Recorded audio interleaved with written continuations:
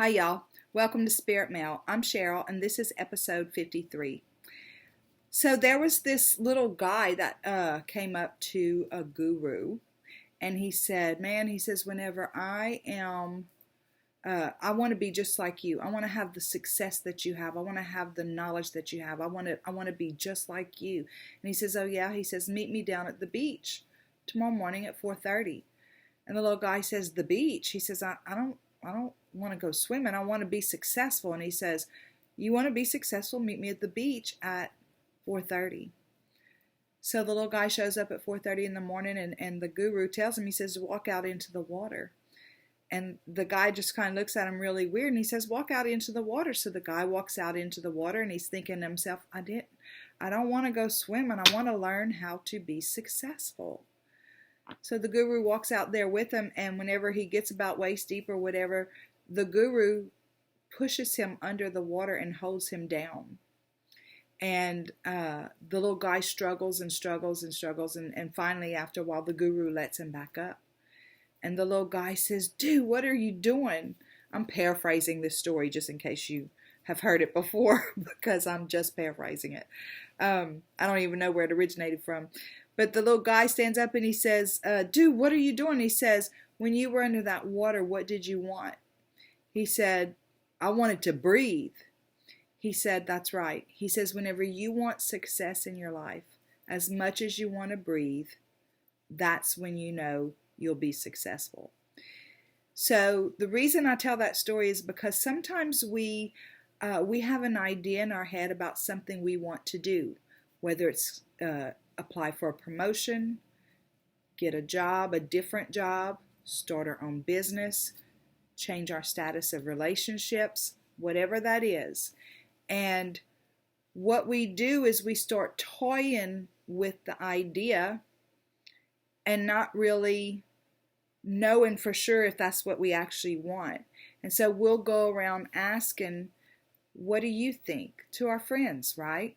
And I've always been told, though, if you have something that you really want to do, don't go tell your friends about it, because they're going to talk you out of it, especially if it's something that could be a little risky in their minds, like starting a new business or something like that.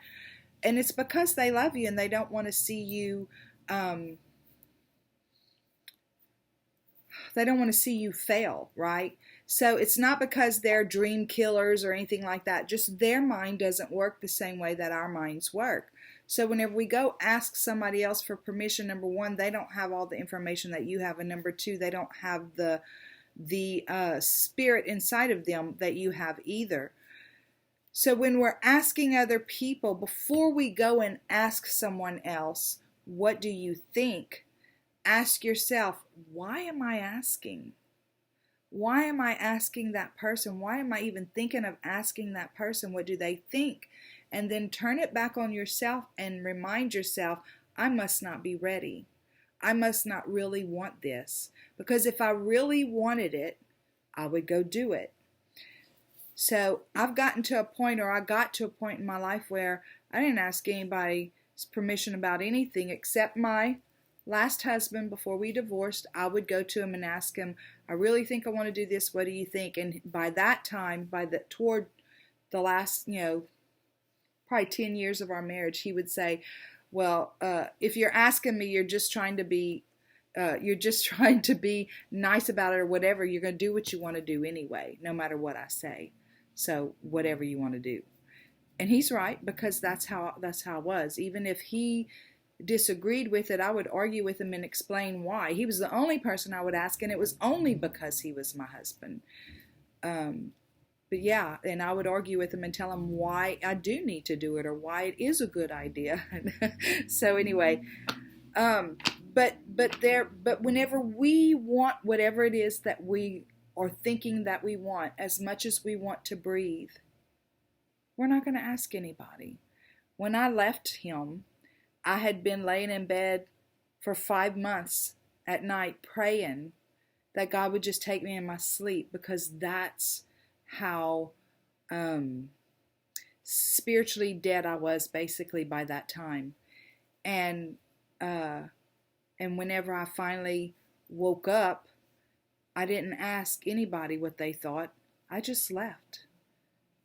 I didn't ask anybody's permission. That's another thing. When we're asking what somebody thinks, we're asking for permission to do something. I went to work at a dealership one time, and whenever I went and applied for the job, I spoke with the general sales manager first, and I said, I would like to come and sell cars here. And he says, oh, we're not hiring salespeople.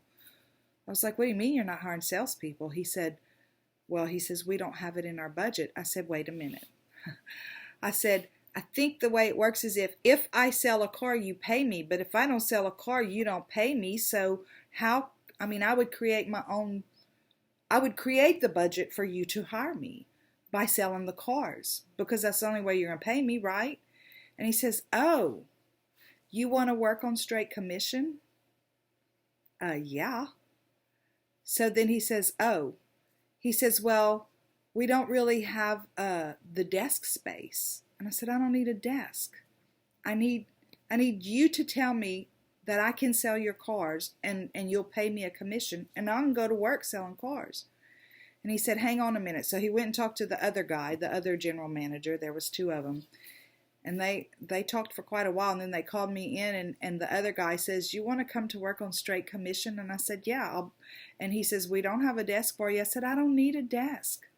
I said, all I need is for you to tell me. So it's like sometimes other people, even these people who owned this dealership, or they didn't own it, but they were the general managers of the dealership, their mind didn't even work the same way my mind worked. They had a group of people as salespeople that had been working there for years, and they were all on a salary plus commission. None of them worked straight commission, and they all just sat around the dealership and visited until somebody came in. So me saying, I just need your permission to sell those cars out there. I'll get my own customers. I don't need a desk. That was foreign to them. They didn't understand that. But I didn't understand their way either.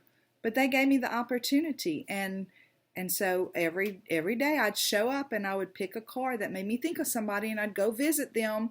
And by I would end up selling. I was always first or second on the board in sales, and they had a hard time wrapping their mind around that. But in that particular dealership, they had just gotten so complacent and so comfortable. So they didn't understand. Like I said, whenever we're asking somebody's permission, they don't necessarily understand what we're feeling and what we're thinking and the way we're seeing it. So yeah, I needed their permission, but I didn't need to go ask my friends, what do you think? Should I do this or should I do that? Because I knew what I wanted to do or the change I wanted to make. So anytime there's something that we want to do, starting a new business, asking for a promotion, asking for a raise, changing our relationship status, changing our living status. When we want it, when we truly want it, as much as we want to breathe, we're going to do it. We're going to figure out a way to do it. We're going to make room to do it. We're going to make the time to do it. And until then, it may be an inspired idea even, but until you're actually ready to commit, then it's not going to, it's fruitless for you to talk to other people about it, because they don't see it the way you see it. There's a good chance that you'll get talked out of it, and it'll be an inspired idea that somebody else ends up walking out, because instead of allowing it to bake and grow inside of you until you're ready to do it, we went and talked it out with other people and talked ourselves out of it. So, and I feel like I did a reading earlier today, and I was really this one particular reading that I did. It's like there at one point we got a moving forward card, and then at another part a little bit later we got the Chariot. And I said, I really feel like this is saying, when you make the commitment and we step out, when we make the commitment and we actually step out, then Spirit knows that we're serious. It's kind of like Ruth said at Roundtable on Saturday. If you missed that, go back and listen to it, because she told a really good story about plan A, plan B, and manifesting. But it's like whenever we take that step out, when we take that first step, Spirit says, okay, they're on board, they're serious, we're getting on board with them. And then they bring the momentum that carries us forward. So yeah, if we're asking other people's opinion, other people's permission or opinion about what we should do with our lives, or guidance is one thing, but permission, we don't need anybody's permission to move forward with an inspired idea.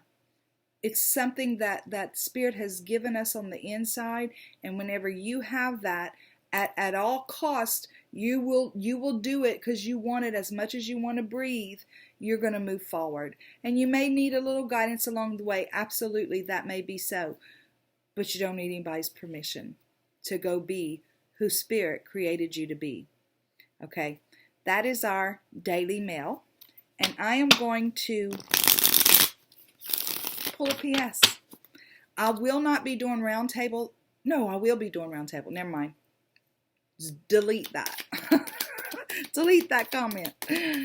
God, guides, angels, archangels, Holy Spirit, thank you so much for the Daily Mail community, and thank you for the messages that you lay on my heart to bring out. Please show me clearly, what is the PS? What could I have said better, or what might I have forgotten to say that needs to be said? We thank you for clear and concise messages. We thank you for love, light, and prosperity. And we thank you for clarification, confirmation, and validation. Show us clearly, what is the PS, please? Change is the only constant. And our life is constantly in change. That's the only thing that is constant. So if we are adverse, if change is an adverse thing in our lives, but if you can flow with change, if you can be like the water that flows right around the rocks and around the mountains, then life is an adventure. Okay, P.S. Look, Queen of... Oh, I forgot to show y'all. I took my nail polish off today, so my nails are yellow. This is the Queen of Wands, okay? There we go again with that. The wands are all about inspiration, purpose, passion, creativity, and all that kind of stuff. She's sitting on this throne because she's been through a lot. She's had a lot of experience with all this stuff. She's walked through it, right? She understands how to leverage her passion in a way that not only benefits her, but benefits all of the people around her. And she follows her gut instinct. She follows her intuition and that inspiration within her. And she moves it forward in a very profitable and fruitful way. So, and we all have that ability within us. God, the creator, source, created us that way, with absolutely everything we need inside of us to be able to walk out the inspirations that are given to us. And then you have the King of Pentacles. And the resources always show up. Y'all, that's another thing too. You know, whenever I started this channel, in August, I can't even tell you what kind of financial shape I was in. And it's like, I'm pretty much back on track. And this is all I'm doing. And it's like, Spirit, make sure those resources are there. You know, I've got the Wi-Fi, I've got the computer, the income's coming in and stuff like that. And it's like, whenever we worry about that, when we let our finances or the thought of finances keep us from taking a step forward, then we're a slave to that. So whenever we can break out of, and don't, I'm not saying don't pay your bills, I'm not saying be irresponsible with your finances, I'm just saying sometimes we need a little more faith than that, because whenever we have an inspired idea, that means that Spirit's going to provide a way for it to take place. The resources will be there. This king right here, he's an action taker, right? He takes action, and he knows the resources come as he needs them, and even in abundance, because he's the king, so he's got an abundance of pentacles, right?